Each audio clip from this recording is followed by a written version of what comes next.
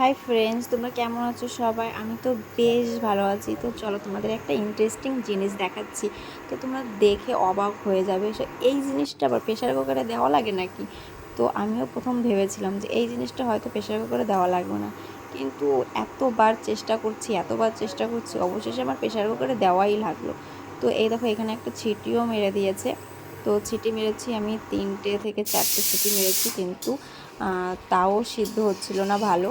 তো তোমরা ভাবতেই পারো যে এখানে মাংস আছে, কিন্তু এটার মধ্যে মাংস নেই, অন্য একটা কিছু আছে। তো তোমরা দেখলেই বুঝতে পারবে। আর তোমরা নিশ্চয়ই হাসি পাবে তোমাদের এটা দেখে। আমার তো ভীষণই হাসি পাচ্ছিলো দেওয়ার সময়।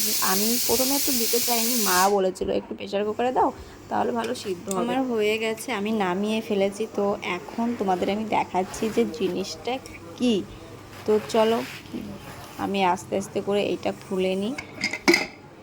তো আমি তো খুলে ফেলেছি। আর এইখানে দেখো, যা আমার ক্যামেরাটাই পুরো সাদা হয়ে গেল বাষ্প দিয়ে। তো এই দেখো, এটা কি জীবনে দেখেছো তোমরা যে প্রেশার কুকারে কচু শাক?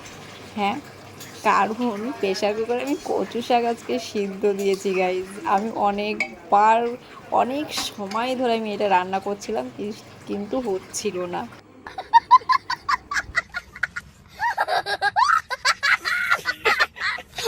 তো ফার্স্ট টাইম আমি কচু শাক প্রেশার কুকারে দিয়ে রান্না করলাম। তোমরা কি আগে কখনো কেউ প্রেশার কুকারে কচু শাক রান্না করেছো? তোমরা কিন্তু কমেন্ট করে জানাবে।